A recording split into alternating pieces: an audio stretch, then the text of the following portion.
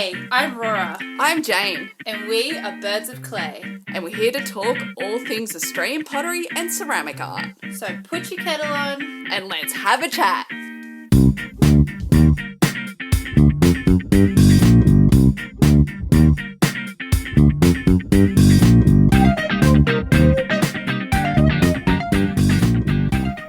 We would like to pay our respects to the traditional custodians on the lands on which this podcast is recorded. We acknowledge the rich history of art, craft and storytelling that has been occurring for millennia, and acknowledge elders past, present and country as provider, protector and guide. Working with clay is intrinsically linked to country, and we would not be here without the care and connection that our First Nations peoples have shown for thousands of years on this continent we call Australia.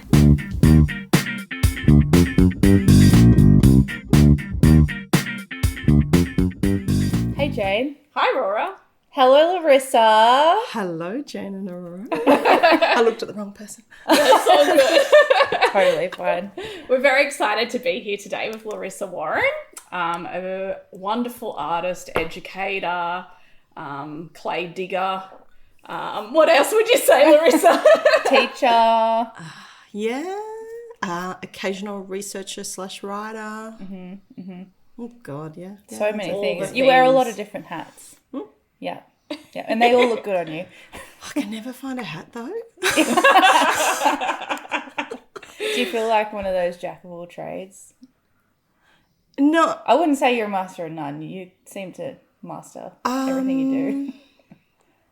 I like options. Yeah. Yeah. And I certainly don't want to be bent over doing the hard work all the time. I want to then do the hard work on my brain and then okay, you know what I mean? Sometimes you go into the studio and you're all by yourself, and then other times you go, I do feel like peopling today. So then go out into the community and do those other things. So yeah, and I find it hard to say no sometimes, but a lot of times the ideas are my own, so it's my own doing. Yeah. That's relatable. I think we were just talking about that. I think passionate people are often like that. We do throw ourselves at things and it can... And you really have to learn to resolve. Yeah. Because otherwise you let people down. Yeah. Yeah. Yeah. I love this. We're straight in. That's awesome. So let's do a proper welcome. Yeah. Welcome. Thank you. We've come to your beautiful spot in the world on Yugambeh country, Wanjarabara language group. Yeah. And yeah, which is also known as Mount Tamborine. So Yes. in southeast Queensland, up in the hinterland behind the Gold Coast. Yeah. Tambourine came from, I think, Jamboree, which is the finger lime. So it was an Indigenous term for the finger limes that were here. Oh, And they're very nice. good. So Larissa, you grew up on the Gold Coast, and I know you've just been part of the Gold Coast Triennial, so which was held at the HoTA Gallery. Would you like to tell us a little bit about that, how it came about? And Yeah, sure. So the exhibition was called Here and Now. They selected 6 artists, and I was one of them, to be commissioned to make a body of work. Then they also did a call out for the salon hang. I think there was like 36 artists with a connection to the Gold Coast, or they lived on the Gold Coast. And that salon hang was in the centre room, and then there was 6 rooms that were all like you could walk through them, like long corridor rooms, and we all had a exhibition space within that. Bradley Vincent, who was the acting director of HoTA, came up here in October of 2023. So I think he phoned or text or somehow just said, hey, can we chat?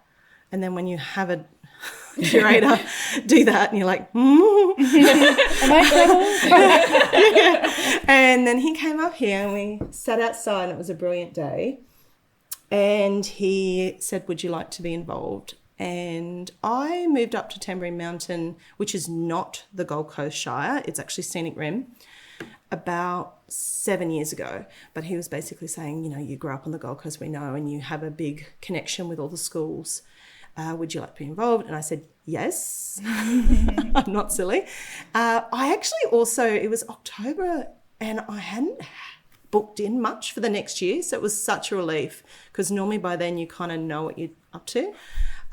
So during that, just chat, I said to him, look, the only thing that's on my mind is we sit out on this balcony and we actually look over to the Gold Coast. We can't sit today. We're in cloud today. Yeah, we are. But you can see the ocean, and I love in the afternoon the shadows that are cast by the western sun and all the shadows or the clouds that go in the valley. And I said, I'm really interested in working with the concept of shadows. And I said, shadows being a representation of past, perhaps, and a long geological past, and also perhaps my past on the Gold Coast. And, in order to relocate family and stuff, there's always a lot of stuff that's going on. So started with that. And look, I've got to say, when you get commissioned by a major gallery like HoTA, and you get production fees and artist fees, it was really, really nice for the first time in my full-time career as an artist to not deviate and to just focus on a body of work day in, day out. It was really lovely. So do you want me to talk about what I made? And Can you talk a bit about that making process? Starting with an idea, getting commissioned from a huge space, was that a bit scary? Did you put a lot of pressure on yourself to come up with something, or you already had something on the back burner? I always have things in my mind about what I want to produce. I think the fact that if you're getting funded, you don't have to worry about hustling in other areas. So you can go a bit bigger, and, your materials, you can go a little bit more special. It really is an absolute joy, to be able to, I don't think that there's ever a day I don't wake up excited to get into the studio. But that in particular, it takes a lot of, when you're paying off mortgage and you've got families and stuff, it does take a lot of pressure off. So, yes, it was wonderful. It is wonderful. And I don't know. How much interaction did you have with the gallery while you were making? Yeah, that's a great question, because this was one of my favourite parts of it, is that, so each of the 6 commissioned artists had a curator allocated to them. And Bradley and I really resonate over colour. That's like our connection. And I did say to him that day, because before that, a lot of my exhibitions were working mostly predominantly with the wild clay colours. And that was kind of driving my aesthetic. And I said I really wanted to work with these bold candy kind of colours. And he was like, oh yeah, cool, that's interesting. And then so he kind of became my, every fortnight we'd catch up. And then when Bradley resigned, he's now freelance, Sam Creighton, who's senior curator, came on board. I freaked out at first because you really establish that relationship, and whether you're doing Zoom or chats, even texting progress. But then Sam also brought something amazing to the table, and I'm so thankful I had both of them. So I talked to Sam regularly, and Sam would probably not give me the feedback so much as she was one of those clever people that would not say anything and let me actually do the working. We can talk about how I went on a complete tangent making balls, large spheres. Well, before we do that, tell us a little bit about the work for those who didn't get there. Yeah. Okay. Is that you talking about how you didn't come, Jo? No, I'm joking. I was like, don't say we didn't get there. We lived 3.5 hours. No. I've just been teasing. Off the mic, I was teasing them. So it opened in late September last year, and it just closed last weekend. And it was great because not only was I able to design this body of work, I was actually also able to work with Dirk, who is he is like a designer for exhibition spaces, which was amazing. All of those other consultants that you work with. So what did I make? I made 23 vessels, pots, They each were partnered up. One of them was a throuple and a trio. And for each pair, there was a shadow piece. And the shadow piece was solidly made from a local clay from a Gold Coast area. The way I found those clays is I went to state schools, private schools, Griffith Uni, which is a tertiary education area. I went to a variety of different education places because kids know how to find clay. And I also wanted to make it a community thing. I really wanted to, so my biggest connection with the Gold Coast is the schools. So, and that was really fun. So I purposely also went to regions that you don't always iconically think of it as the Gold Coast. So whether it was in the new suburb of Coomera Rivers, or I went out to Numbaba Valley or Springbrook, where they've got 8 kids in a class, like the whole school at Numbaba Valley. Yeah. And then even going to Cedar Creek, which is on 3 different areas. We've got Scenic Rim, I think it was Tamborine, which is Logan, and the Gold Coast. So just more interesting areas. And then there was the challenges of working at Merrimack, which is really man-made, overly engineered landscape. And so that was a challenge, but it's fun all the same. So each of those shadow pots then had a really brightly coloured piece. I used stained porcelain, so no glazes. And those colours also worked in a spectrum, so from north to south. So when it was exhibited, it started with hot pinks and went to purples, and then you go into the blues, and then you go into the greens. So I kind of plotted on a map. I like plotting, I like graphs, all those things. And so each clay was extremely distinctive and unique and challenging in its own ways. And sometimes those local wild clays would also dictate the shape, which was kind of fun because it took me out of a comfort zone, because I do like control. And so if a clay wasn't wanting to hold up with strength, I didn't really add anything to it. I let it dictate where it was going. And then I worked with negatives or duplicates. So sometimes the shadow pot looks like a projected shadow, or other times I would work the pieces into each other so they would create a lovely negative space in between them. And these are all thrown. Yeah. And beautiful. then obviously I incorporate my Narrowcomi pattern in it. And in that Narrowcomi pattern, that local clay also was within that. So you could actually see that clay into the positive or the colour piece. And the colours were inspired by my growing up on the Gold Coast, which was in the 80s and 90s. So people might remember hypercolour T-shirts. Oh, yeah, I had one. Fluoro. Weren't they a bad idea? Like when you heat up in certain areas, the colour changes. I remember someone had shorts, like swimming shorts, and I'm like, no. No, it didn't work. No, not good. And we all had the hot cheetah swimsuits that were bright orange, but also I think one of my most fondest memories was we used to go into Surfers Paradise on a Sunday as a family and get like a gelato or an ice cream and do that walk and, past Grundy's, which was, And so those colours were all kind of, we really liked colour back then. We did. Yeah. 90s were... Yeah, late 80s and 90s was all about the colour. Yeah, so that was kind of, so I definitely, working on the Gold Coast, I wanted to actually have that nostalgia. Yeah. Oh, what a great story of the Gold Coast in a body of work. Something that really stood out to me in the photos was how they were displayed. It's something I know Peter Burkhofer and I, when Peter was teaching me last semester, we've talked about a lot, how ceramic sometimes just gets plonked on a plinth. Mm-hmm. And there's not that much consideration. Would you be able to say a little bit about how the amazing display came about? I think first off you have to acknowledge that there was a big budget. Yes. So you can be imaginative. I was shown the length of this space, but I'd already thought about working from north to south in the display. And another thing that a few potters have always said to me is that we often are exhibited with painters and our pots are complementary to those paintings.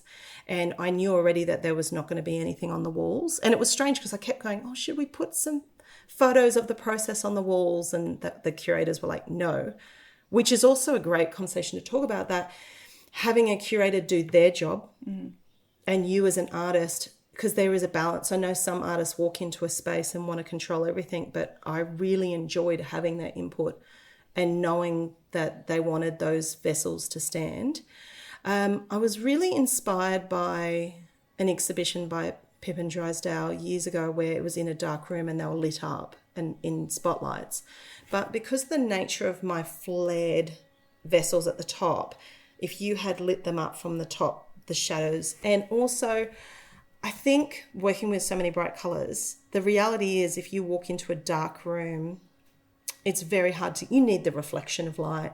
So that was something also that inspired me. You know, like I sat down and we talked about that as curators, and they have the hindsight to go, a dark room would suck them away. Yeah. So we went light, but I did insist I wanted plinths at eye height. So I wanted, the pieces were about 40 centimetres high each, or so, around that. But I wanted the viewing height to be like how a painter insists their viewing heights to be, you know. The 150 centimetre kind of eye line. Yeah, so I think the plinths went up to $1.20 m. And when I first saw them, they seemed so tall, but it really worked. And yet still, you know, people that were short, like, you know, kids, and also, you know, we had people in wheelchairs and whatnot, they could still perfectly see it, but yeah, they were looking up. And that's something I kind of went, oh, but for the safety of the vessels, and also it was so liberating as a ceramic artist to see your pieces really the main show. And then so I worked with, there was quite a few lighting staff. We worked over 2 days with the lighting. Wow. And I said to them I really wanted to cast these shadows. So almost the shadows, and they went in lots of different directions too. So their lighting, I think, is just state-of-the-art, like nationwide state-of-the-art lighting.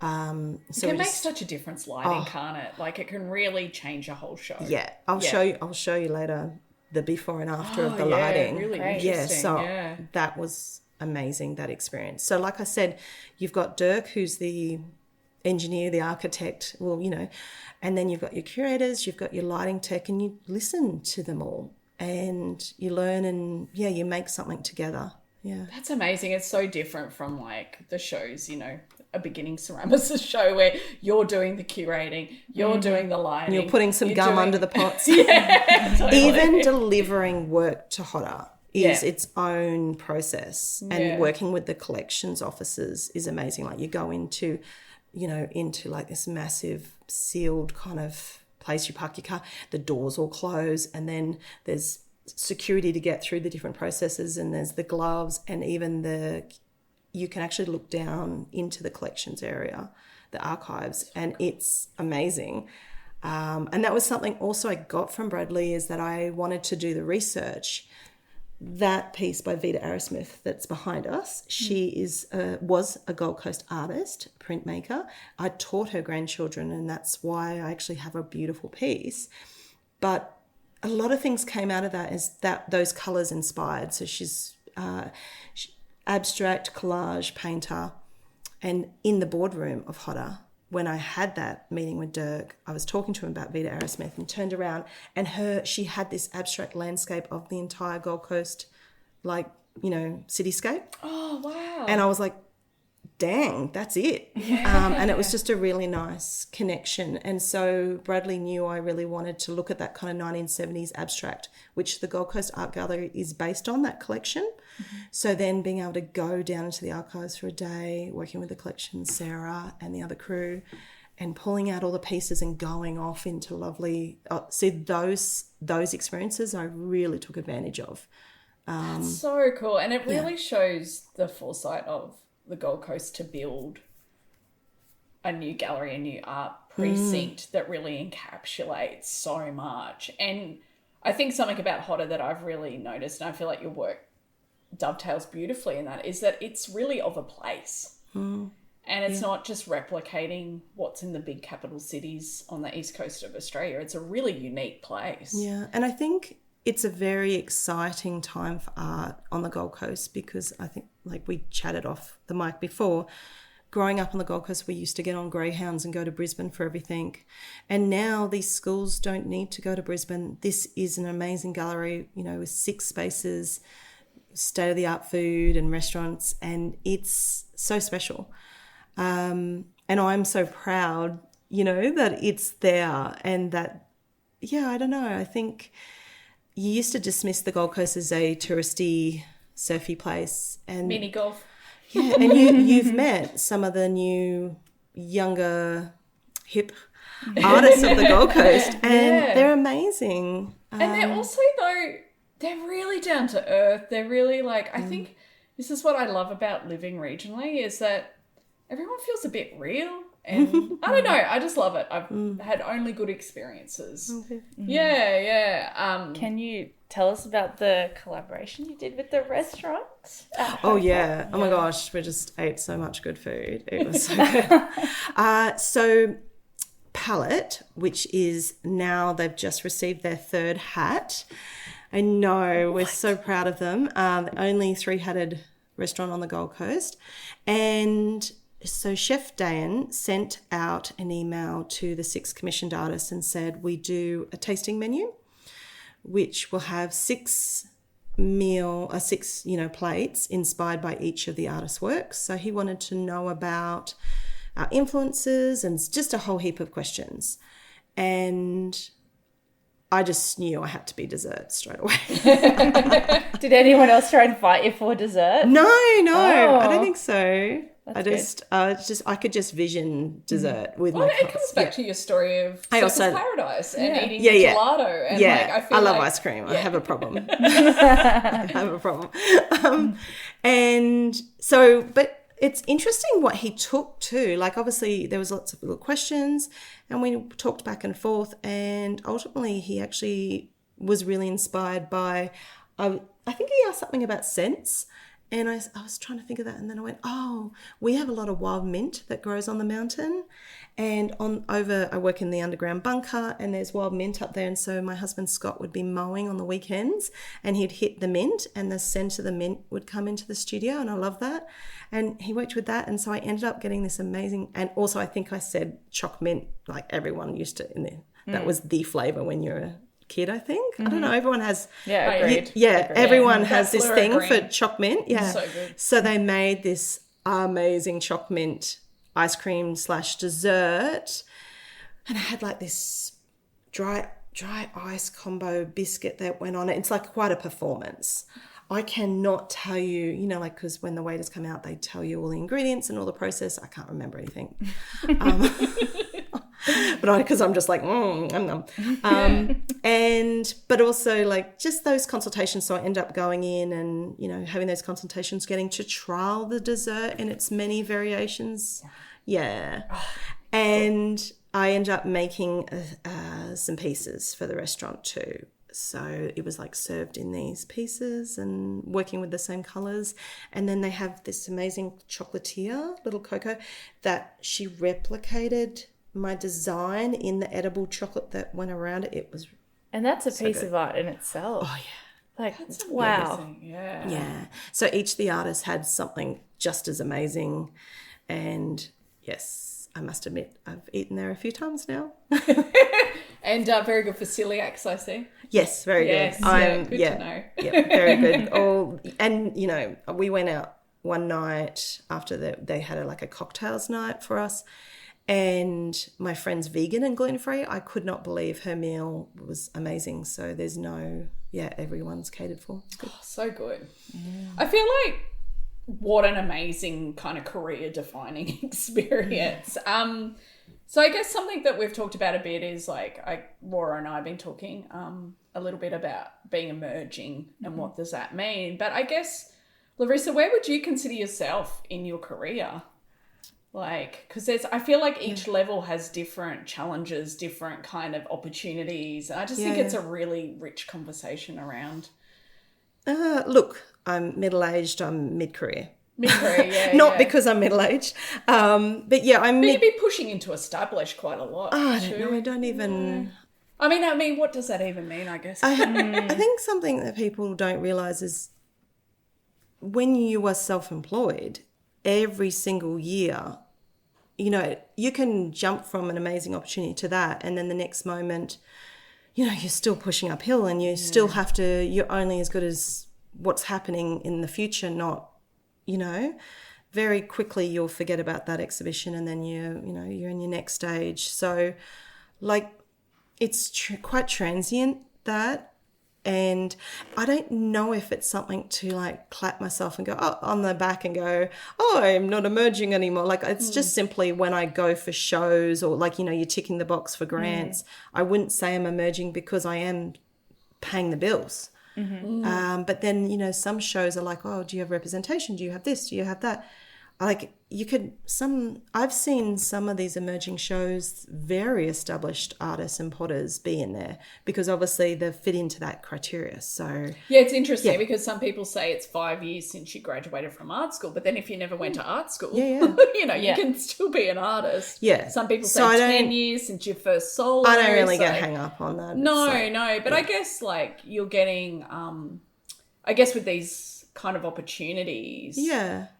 Are you, like, what does your career look like, I guess, at the moment? I know you have a background as being a teacher. Yeah. And I know, I can tell that you're passionate about education still, but, like, are you still working in schools? Is, like, clay kind of your whole career? Like, how does your portfolio career, what's it made up of?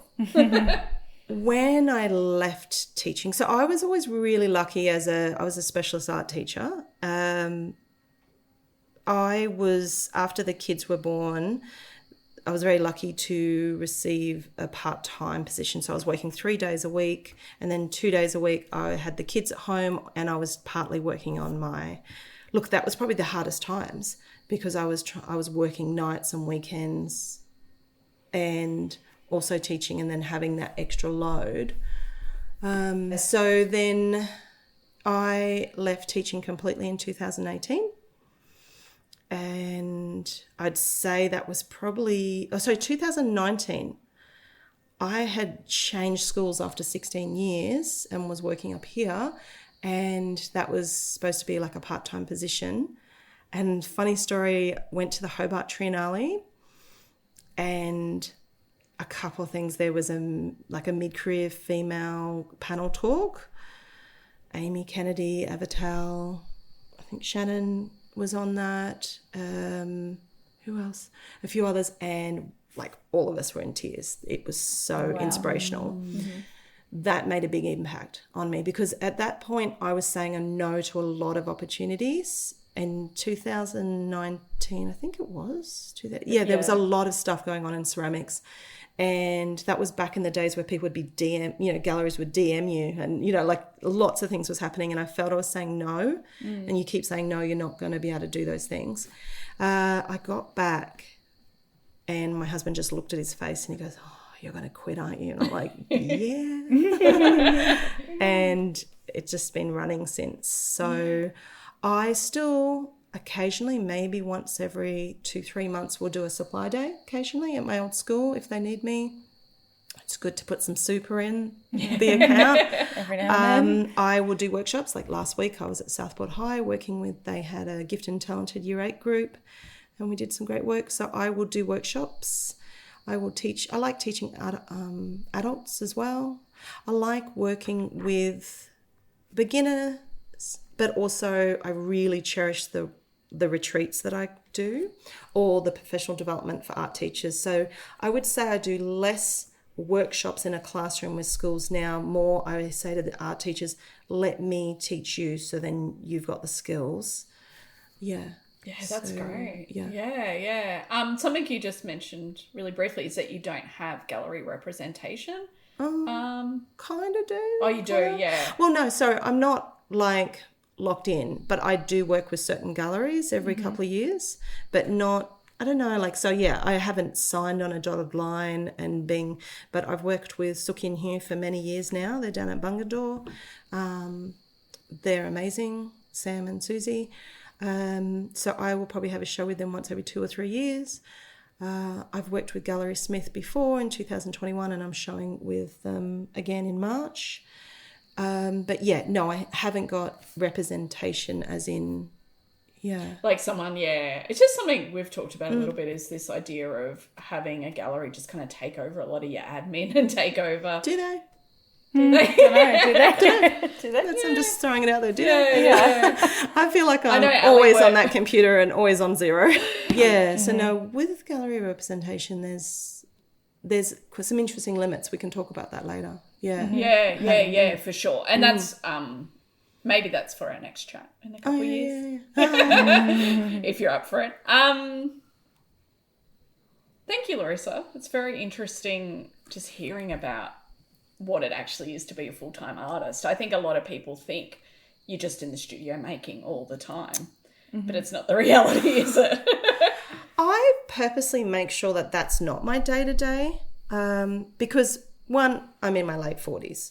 So physically, it is really hard. And I never wanted to be a production potter. I don't want to make the same thing over and over again. And I want creative control.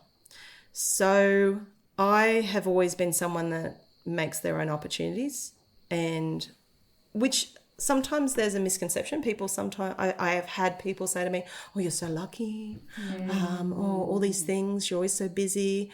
And I have to take credit for that. Like I do. It's not and luck. yeah, and I look at other Australian, there's quite a lot of Australian female artists that do similar things, and I think they're amazing as well. And what's important is when you make those opportunities for yourself, I want to make opportunities for other artists as well, or the community, because I find let's all work together and build up. So, and then there's the research side of it, which is very nourishing, doesn't pay anything, but I do like a backstory, and it came from just originally liking to go to, a bit like you guys, you're like, oh, I like going to the artists' homes. Let's do a podcast. Yeah. So that's kind of, because I do oral histories. And so I'm getting invited, and the houses up here, like there's some amazing, beautiful old heritage homes, and you get invited and you're going to the grandchildren's home of the grandmothers, or, the artists, and the stories are great, and the tea and biscuits is great, and seeing the homes. I love all that. Like I'm a big juicy gossip in that sense, like show me someone's garden and home. And so that's how I started that research process. That's great. So no, I like those fillers as well. And then I have to talk about Glenn Cook. So he has been a major influence on me, and we've just lost him. And I won't get too sad. We just had the memorial at State Library was so good hearing, and he had so many people that he impacted. And I would call him a mentor and a dear friend. And he's just always was pushing and politely suggesting. I think he was trying to make lots of little mini Glenn Cooks. So just background, if you don't know of him, and if you're in Queensland, he is an amazing person. He worked at the state at QAG, Queensland Art Gallery, for 32 years or something. I think he was one of the curators and researchers. He connected with so many important artists of the time and before that. His research on L.J. Harvey, which was the Technical Central College, which had all of our lineage and heritage potters. And he just nurtured creatives and helped really, and his collections also are so important. So he's donated all these different collections to Griffith, UQ, State Library, all these places. And he just taught me that there were so many stories that are getting missed. And I was never a writer before Glenn, and the fact that he just edited he was my editor as well. And I met him when I won the Siliceous, or Di Peach, I apologise. Which one is it? Siliceous. Siliceous. Yeah.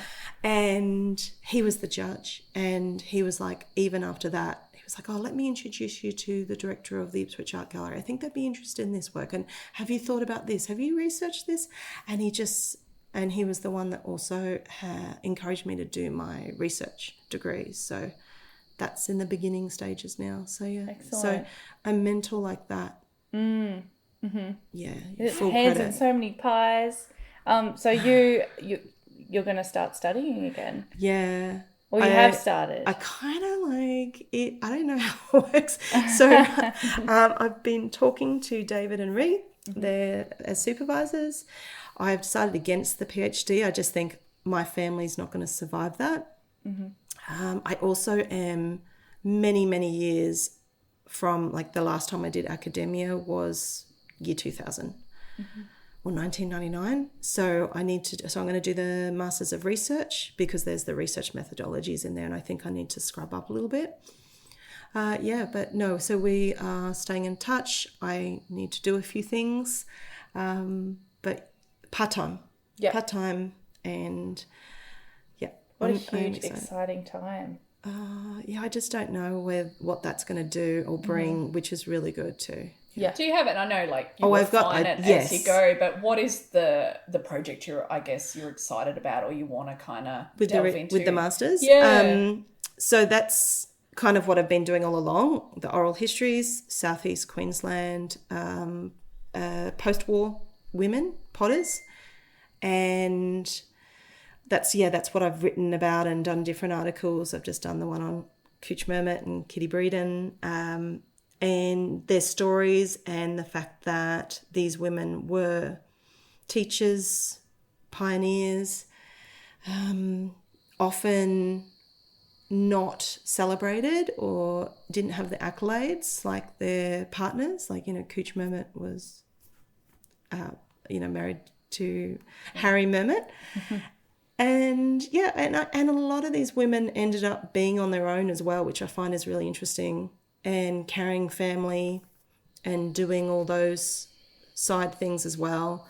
I don't know why, there just seems to be a real connection. And post-war was a very exciting time too.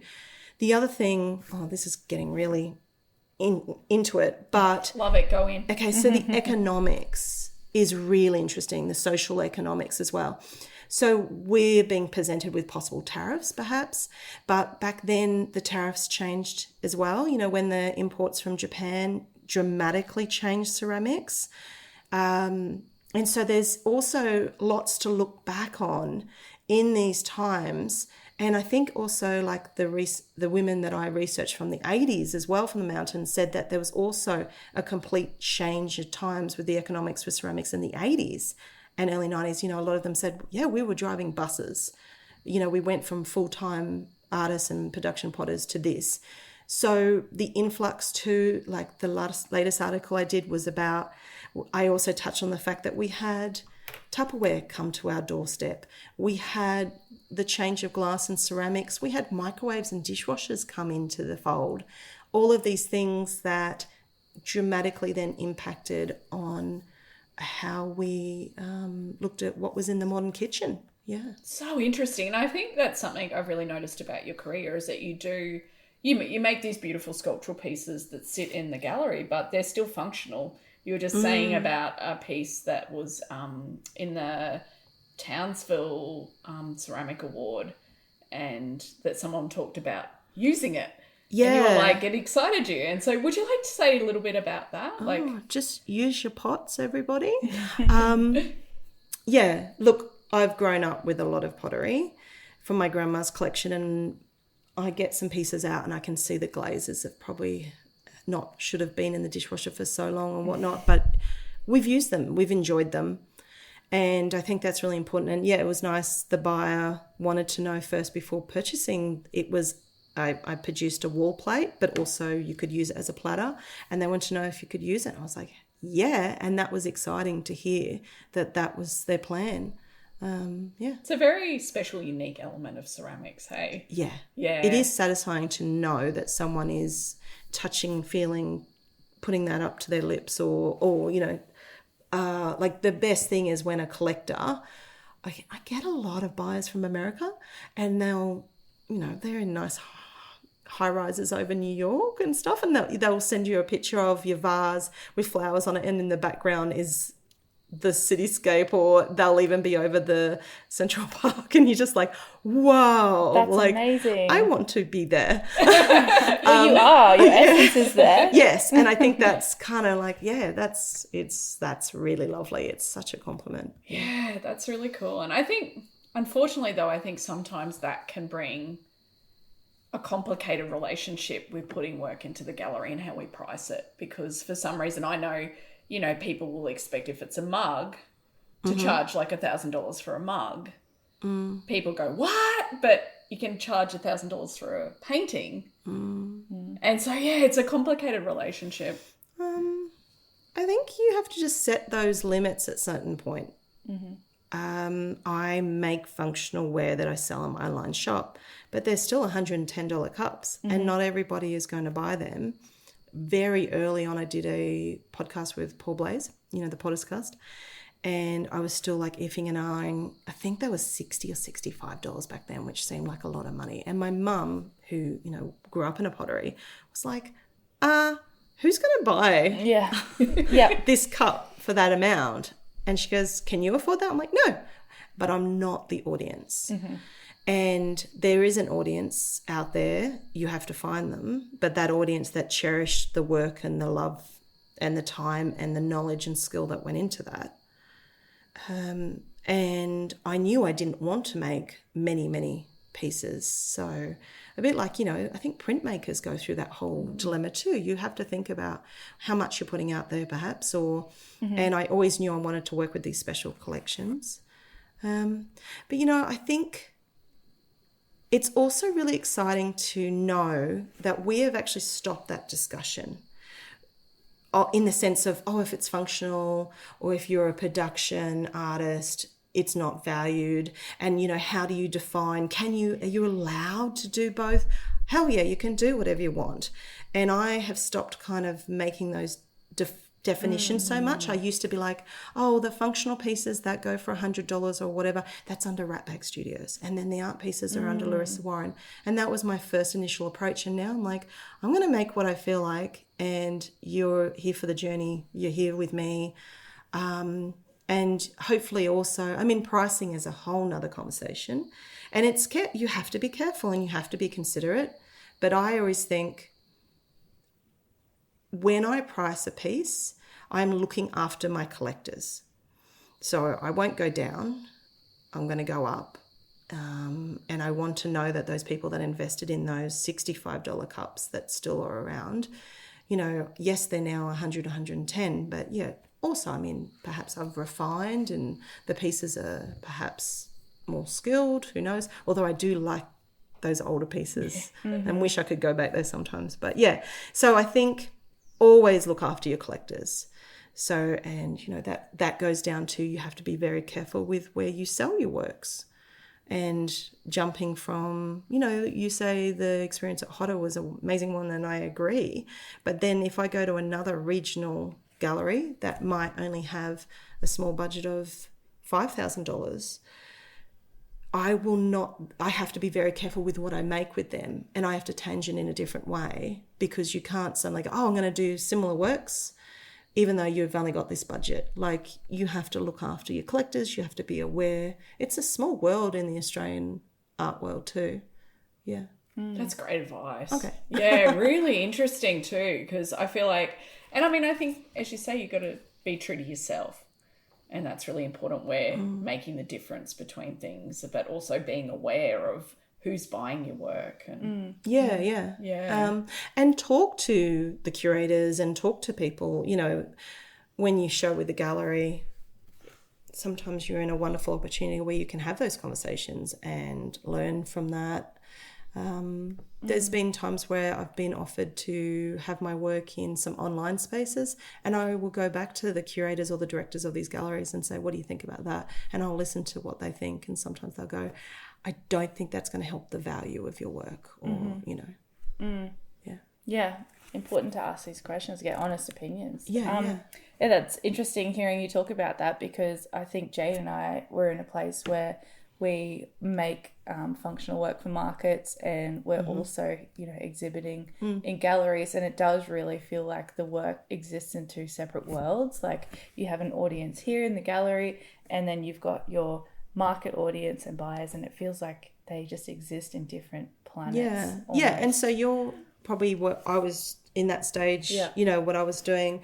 And you can do both for the rest of your life. You don't have to think that like progressing into a situation like, oh, I don't need to do markets anymore. But you probably get lots out of that market. Like when you do a market, it's like I did the Gold Coast Potters markets a few Christmases ago with my friend Joe, and we had wine and crackers.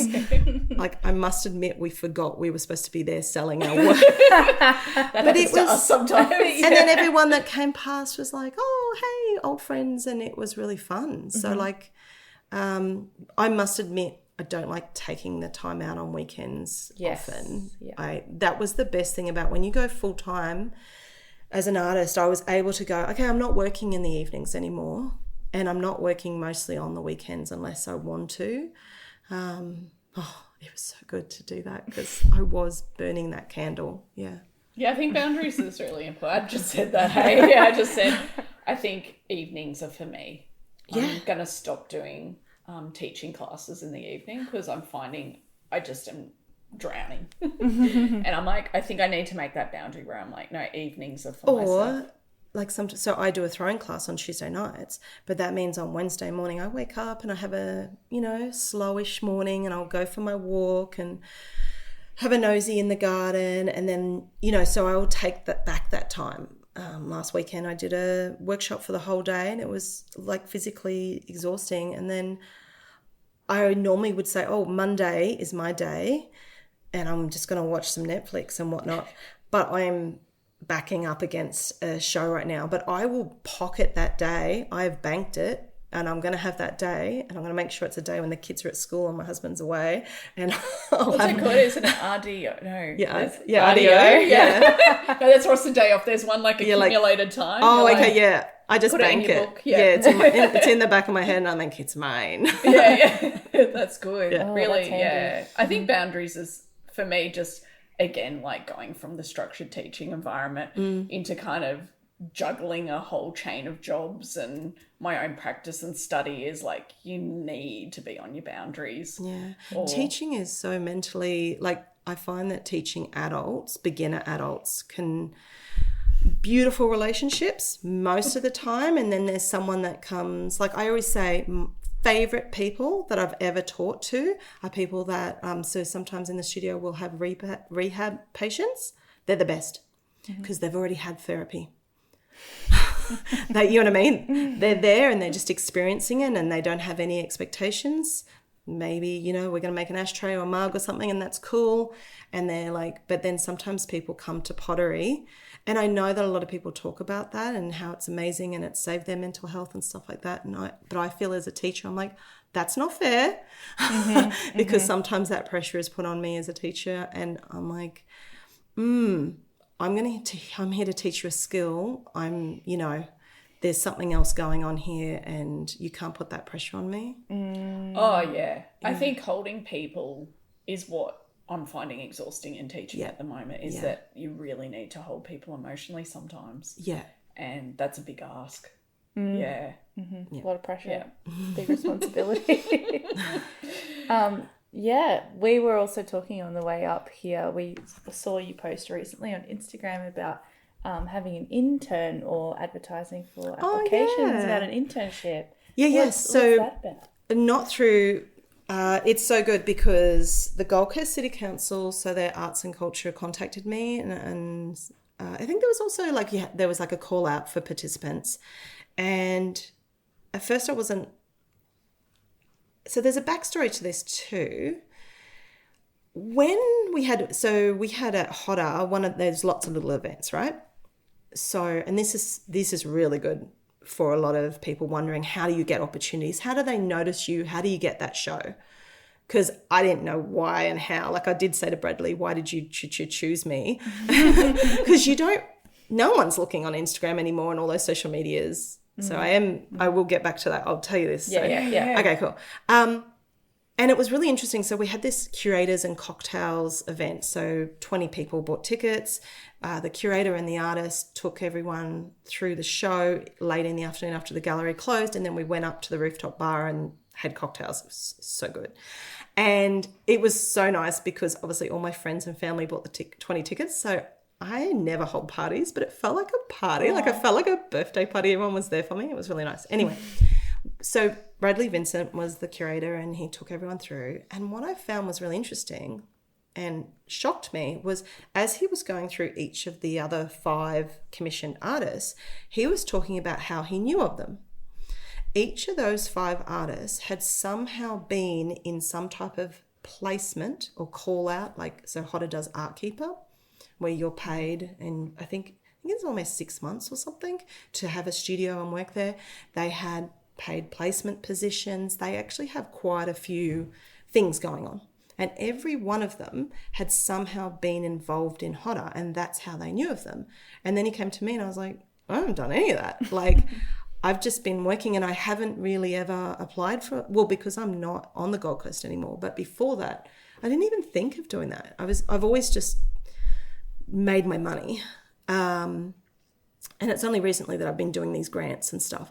And it made me think, and I had a few other artist friends there that we all looked at each other. Like when he was talking about this, we were raising our eyebrows like, oh, you have to stand in front of these people for them to get to know you. And how amazing when you're in, you know, Art Keeper or any of those type of activities, or even if you go for a RADF grant, you are making your local gallery notice you.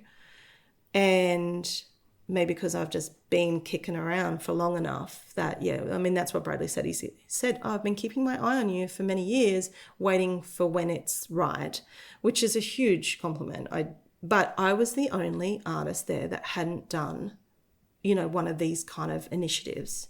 So, but you're a very hard worker. Yeah, but anyway, but that's my tip. Yeah. Is if you want to get noticed, like you go for these things, and even if you don't get it, they've got your resume and they've got your details, and they put it aside. So anyway, and this is one of the reasons why when they were doing a call out for participants for this placement, which is basically they got a heap of moolah, and you do, I think it's for mid-career artists or like more like, you know, 3-4 years in, you get paid for 30 days. It's $9,000. Oh my goodness. Yes, that's $300 a day. I should move to the Gold Coast. I don't even pay myself that convinced me. sometimes. Yeah. And they get paid to come and work with me in the studio. So it's like a mentorship, intern, whatever you wanted to do it. And I was like, let's just call it studio assistant, but you're going to come and do a variety of things with me. And then because I applied for that, then they said, oh, would you like to also do a mentorship for a early career, like an emerging artist? And I said, well, can I structure it the way I want to? Because I don't know if I need someone else in the studio, but I'd love to just do Zooming and go through CVs. And if they're applying for stuff, I can help, and, you know, websites or talk about bodies of work. And they were like, yeah. So, and then that worked out to be a better paying gig for me. So, you know, you put your name down. But yeah, so that's, I think you've got to get your application in by the 24th. You do need to be a Gold Coast resident. But such a great opportunity. There are there's marketing, there's arts, you can work at HoTA with the tutorial assistant. So like bugger coming and seeing me, I'd be like working in one of those places and having a nice lunch. That advice around grant applications, about your CV, about a body of work, like that's the stuff people need. Like, you know, you can go on YouTube and learn. But imagine being able to be paid as well as a participant. Yeah. So you're being mentored, because normally when you get mentored, you're not getting paid for that time. So both the mentor and the mentee are getting paid by the Gold Coast City Council's arts. I feel like this is just a podcast about how good the Gold Coast City Council is. But I wasn't aware of all this before I started doing the HoTA stuff. Yeah. So look, if I lived on the Gold Coast, I don't think I'd put my name up for a participant. I would have gone for one of the gigs just to learn and be in another space. You would get so much from it. Yeah. And that's a great point, is that I think it doesn't matter what stage you are in your career, you can always learn from each other. And I mean, like just learning off the curators and being able to see how they put things together, I find that fascinating. And because I have just started doing this curation for this future touring show, I just have so much more to learn, and I'd really like to do that in the future too. I'd like to cross over a bit more. That's awesome. So tell us more about that show. I really wasn't lining that up. No, but you did perfectly. I was like, all right. So in 2020, I started digging up some local clays. The first thing was actually before I dug up the clay. So I had been going out to Dinmore, the pit, with the Ipswich pit in Dinmore, working. David Walker was very generous. Well, so I sent him a special pot. He loved it. He rang me and said, "What can I do for you?" And I said, I would love to get access to the raw clays and see the pits. And he organised that, which was so sweet and so lovely. So there you go. Always sweeten them up first. And so that's actually how I met Glenn, because I'd been working with those clays. That went into that show. So when I moved up here, I knew I wanted to understand the place more and have that connection. I always felt like I had a connection, and there's some great community stuff going on up here. So lockdown happened, COVID. There was that moment when, before everyone hustled and got online and did alternatives, everyone was just like sitting at home and watching the news. And I had just begun this research, and I actually started going into archives first because, we weren't even, the kids were at home trying to do schooling. I was rubbish at that. Probably did like 8 a.m. to 10 a.m. and then we quit. And I started exploring these older potters and thinking about, I wonder if I could trace back. And I went to the Heritage Society, actually, I didn't go there. I even was just talking to them on the phone, and started tracing back some of these original clays where these makers were getting them, and found some of their beautiful old homes and clays and started working with them. And I just was so excited but lonely. And I just started talking to a few potters on Instagram, and they end up being about 12 of us on a DM, like a private. Yeah. And they were just having fun with me, and they were like, "Oh, you should go and try this. You could do this." And I was just showing them. And I think the biggest thing too was the color transformations and all this stuff was going on. It was just so much fun. And then in my research, I came across this article where Annie Mitchell, who was a student of L.J. Harvey, we're talking back in the 50s or 1948, something like that. Everyone knew that Tamborine Mountain clays were quite unique. Even Wedgwood at one point there's a slight statement about that, which I thought was interesting. Wow. Yeah. And she had moved over to South Australia, and there was a little newspaper article asking potters from places like Tamborine or Budgerum, which also has great volcanic clays, could you, I've set up shop here and I can't find any clays. We all know South Australia does have great clays, but at the time she didn't. And I felt it was extraordinary that back then she was asking people to post clays across the country. And that's when I started saying to my friends, they're all kind of like mid-career ceramic artists, I guess you'd say, and they're all female. And I said, "Hey, what if I sent you some of these clays to play with?" And that's how this started. And then everyone made these amazing, unique, quirky, fun things. And each of the artists was sending me and the kids out to do things. Like whether they were interested in the old tourist maps from the 50s, or, go to the rainforest and photograph the seeds, or there was lots of different interactions. Some the artists were really interested in how all the women were spinsters. Do we use that word anymore? I like it. Yeah. Let's reclaim it. Yeah, I do like that. Let's put that on the little word dictionary thing. So it was really good, and it got me out of a rut and setting the clays, and then that was photographing and sharing it. It was so special. Then I did an article for the Australian. So I went for a Radif grant, small one, about 10 grand. Did a little mini exhibition up here. Wrote that article. Glenn was my editor. Got the, Australian ceramics. Well, Oscar's picture got the front page. It's so funny. That's my younger son. Oh, really? I love that. I know the stacking of the pots was what I was doing, and then he saw the testtiles and he stacked it and he goes, "Oh, we'll take a photo of that." And then, I thought, that's great. And he still reminds me of how that's his picture. And yes, so then that kept flowing. And then I was talking to Bridie, who was the editor at that time. She goes, oh, you should do some more research into this. Oh, you should actually contact one of the organisations that tour exhibitions and make this an exhibition. And so then for the last 3 years, I've been talking to Museum and Galleries Queensland, who do national touring shows. And look, they had a huge backlog from COVID with the touring shows. So it's been a very long, like this has been the longest project I've ever worked on.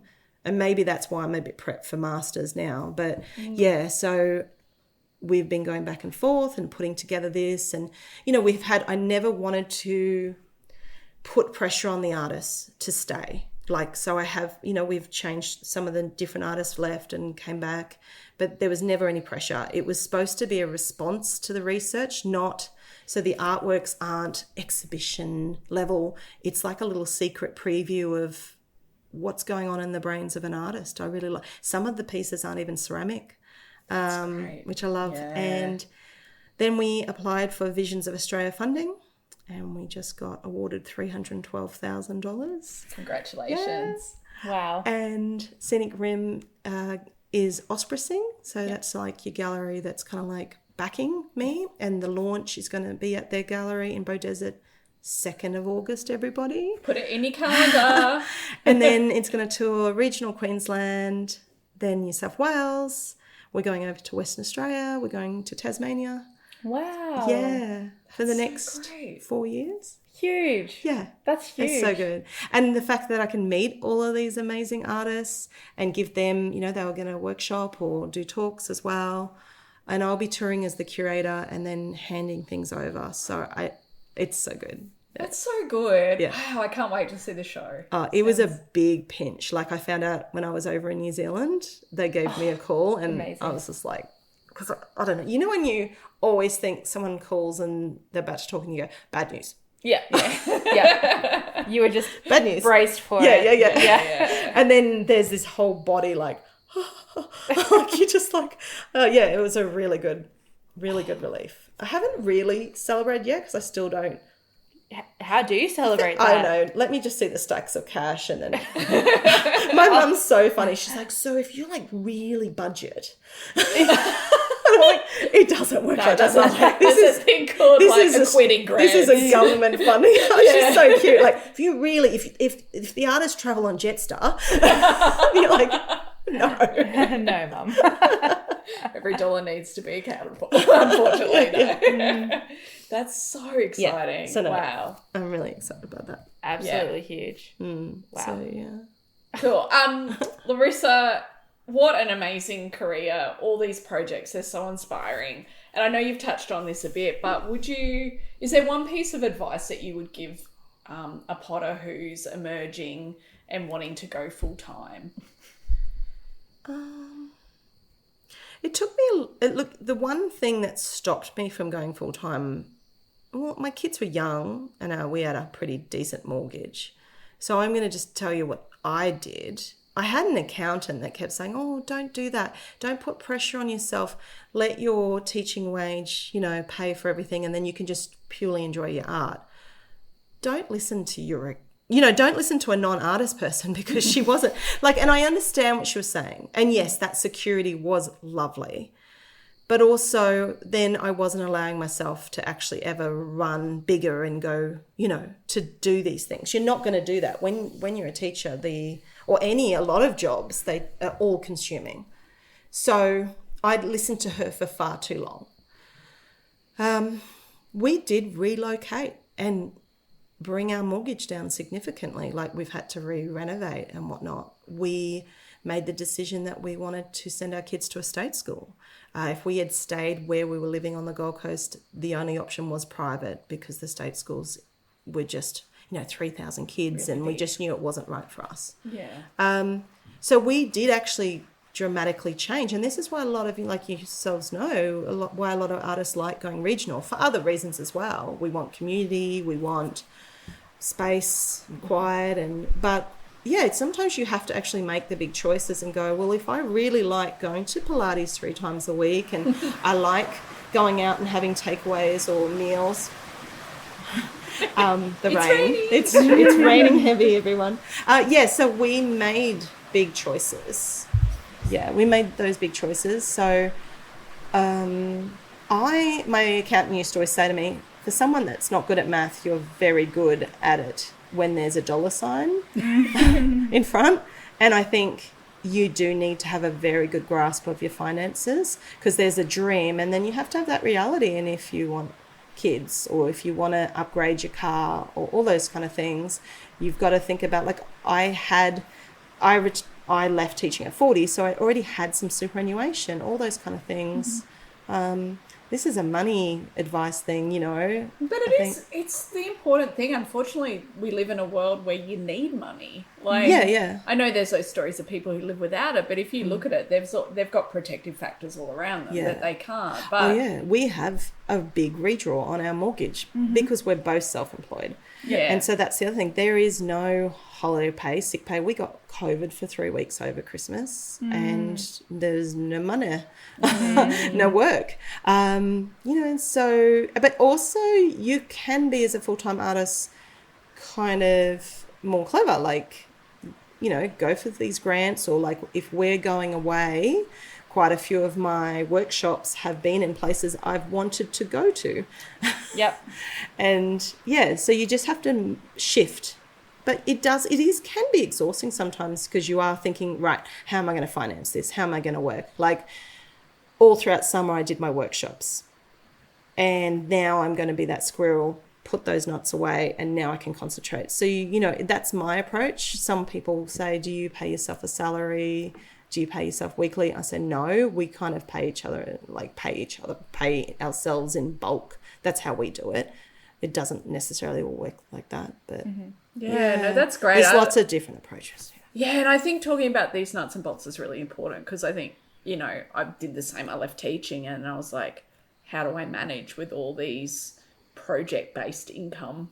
And, you know, because you get this big chunk of money and I feel like I'm paying the bills from before. And then now I'm like, oh, I need another big chunk of money. So I'll put in all these workshops and then I'll burn out because I've taken on too many things. So, and you do have to start, I mean, at certain points, I pulled back from working with other organisations. Like, I still do, depends. Like, there's certain organisations I love working with, so I will work with them, but I won't make as much money if I organise it myself and put together, which I found I'm not too shabby at. I will probably make twice as much. So you've got to also make those decisions sometimes, that you can't do everything, but you also have to kind of focus on, all right, what is giving me, you know, a worthwhile income, instead of just doing things because you feel obliged, or like, weigh up your sacrifices. Yes, yeah. yeah, definitely. I think, you know, it comes back to that kind of, it's almost like self-help stuff, but you have to put yourself first. Because I think sometimes, like, with community... Sorry to interrupt. Let other things, if you really want to work with, like, for example, my state schools get a cheaper rate than the private schools. I'll say that. Yep. Those private schools get funding from the government and from their fees, and they often have a slightly bigger budget. They might, look, it's not same. They might get a little bit more extra service from me and a little extra something special. I often do pieces while I'm workshopping there that they will then be able to auction off, or I'll go back to their art show opening. But you then divvy up, and so, you know what I mean, like, I want to really work with those state schools. They can't always afford me at that rate. Okay, so what can we do? What can I offer? And, you know, because I want to do that. I want to work with them. Yeah. That's a really community-minded approach, and it sounds like something that fills your cup, though, too. Yeah, exactly. Yeah. Wow, fantastic. This has been amazing. Like, I feel like we're so lucky to be here and talk to you, and I'm going to take so much away from this. So thank you for taking time out to talk to us. Can I just say, like, everything I've said, I've heard other artists, you know, or I've derived and taken things from people over time. So I can't, you know, like, if you found something that's really interesting, or a tidbit or something that you know, that's because I've listened to other artists and had amazing mentors. And yeah, I'm not inventing a wheel here at all. Yeah. But it comes down to also your willingness to share as well. And that is going to go a long way for other people, like it's gone a long way for you as well. I think the more people that are buying pots and the more people that are educated about ceramics, the better our business. Like, agreed. yeah. Yeah. Thank you so much, Larissa. My Thanks for your pleasure. generosity. And I think you have a clarity that really comes through. And I think that's what people will take away. So Oh, thank Yeah. you. thank Thanks you. so Been great. much. Bye, everyone. See ya.